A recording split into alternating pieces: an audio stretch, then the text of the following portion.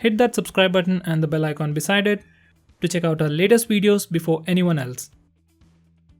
Hi there guys, I'm Nikhil from GreedyTech, and in this video I'll be showing you all the important tips and tricks for your Honor 8C. Now in this video I'll be just covering few features, so if you want to know about all the features offered by this phone, check out my video on best features of Honor 8C. Link will be in the description. Now with that said, the first thing that I do on any Android phone that I use is enable split screen mode for all the applications. Now before I show you how to do that, let me just give you a quick tutorial or quick intro to split screen mode. So split screen mode is a feature that allows you to use two applications at the same time. Now I've already opened Google Chrome, and if I want to start split screen mode, I can do it in two ways. First, we need to go to the recent apps page. From here, we have this dedicated button over here. Just click it and the current application goes up, and you can select the secondary application from the list below. Now select YouTube, and YouTube is open as a secondary application. Now if you click at the center button, you get additional options. The first option is to swap the first and second applications. Just click over here and YouTube goes up, Google Chrome goes down. Now if you click again, on the right side you have the cross button, that's for closing. Once you click it, the secondary application will close. So that's one way to open split screen mode. Next, we can also once again go to the recent apps page, then click and drag this application to the top to open the current application in a split screen mode, and once again you can select the secondary application from this list. Now you can move the center button up or down to resize these applications as well. Just something you might not know. Now coming to the third way to open split screen mode, just press and hold the recent tabs button, and once again the current application will open in a split screen mode, and you get to choose the second application from the list below. So these are the three ways to open split screen mode. But still there are many applications that simply do not support this, like Instagram. So if you want to use all applications in a split screen mode, this is what you need to do. Go to settings, then scroll down and select system. Now click about phone. Now click build number 7 times. Once you do that, it'll ask you for the password. Just enter the password, and after you're done, developer options will be enabled. Now go back, you have developer options over here. Scroll all the way to the bottom and enable force activities to be resizable. Now once you enable this toggle and restart the phone, you will be able to use all applications in split screen mode. That's something you should definitely do. Now coming to the cameras, this phone has dual camera setup with AI camera.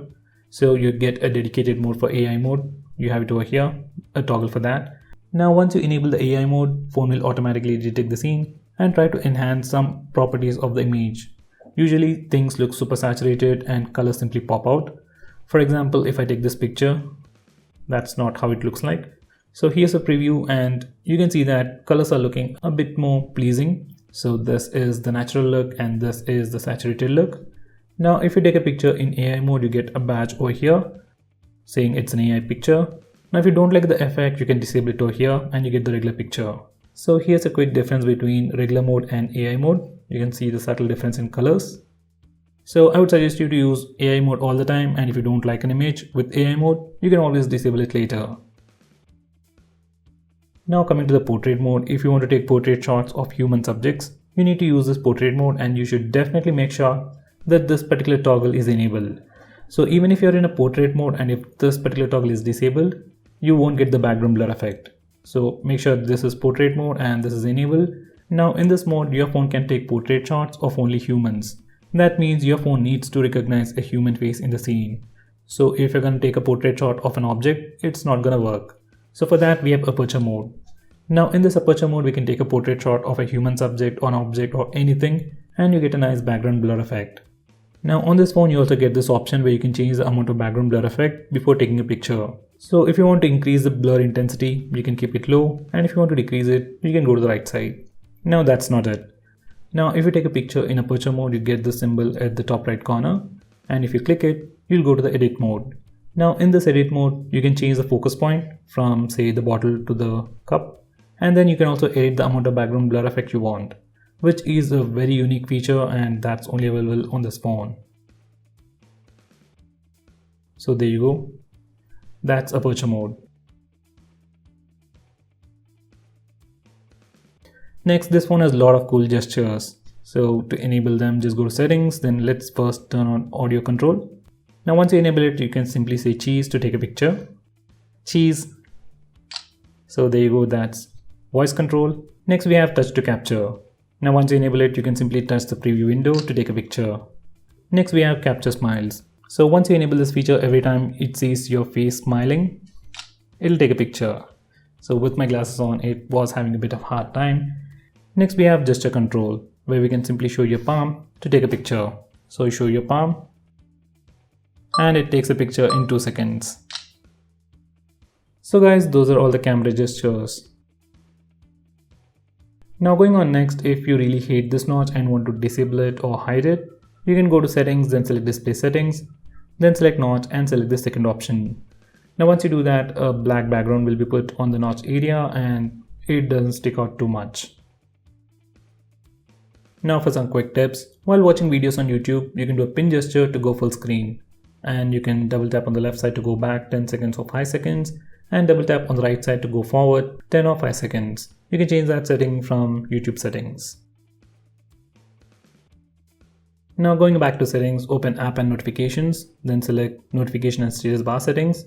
So from here, if you want to display the network speed on the status bar, enable this toggle. If you want to display the battery percentage over here besides the battery bar icon, select the last option and select next to battery icon. Once you do that, you can see the battery percentage beside the battery icon. Now finally, if you want to use the LED notification on this phone, you need to enable this toggle. If you don't like the LED notification light, you can disable it from here. I personally like it, so I'll just turn it on. Next we have some pretty cool fingerprint gestures. So to enable that, go to settings, then select security and privacy. From here select fingerprint ID. Now I'll be talking about all these features in my best features video, but for now let's just enable the most important ones. That's to take a picture and to show the notification panel. So once you enable these two features in the default camera application, you can take a picture just by touching and holding the fingerprint scanner. So you can just touch and hold to take a picture. So that's one way to use the fingerprint scanner. Next we can swipe on the fingerprint scanner up or down to pull down the notification bar. Just do this and the notification bar will be down. So you can do it once to pull it down and swipe it up again to send it back. And here's a quick preview once again.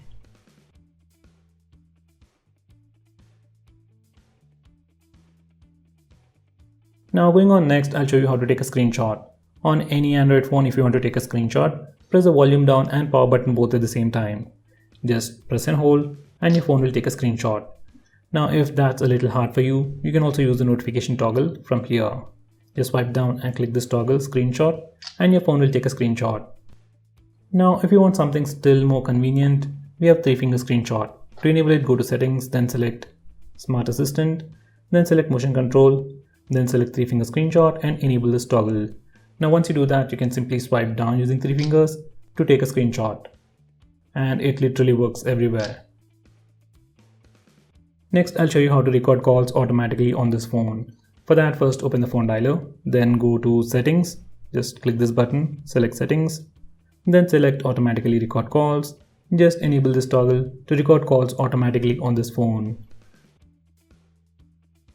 Next, I'll show you how to change your default browser, default messenger application, messaging application, browser, and so on. For that, go to settings, then select apps and notification, and from here select default applications. So from this one particular page, you can change your default browser, default camera application, default gallery app, default email application, and so on. So if you want to change your default launcher, you need to come over here, select launcher, and select it from here. If you have installed any third-party launchers like Nova Launcher or TSF Shell, it will be displayed over here.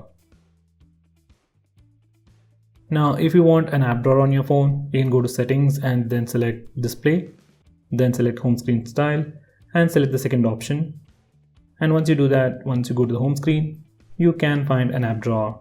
But personally, if you really want an app drawer, I suggest you to install Nova Launcher as it comes with tons of features. So guys, these are all the most important tips and tricks for your Honor 8C.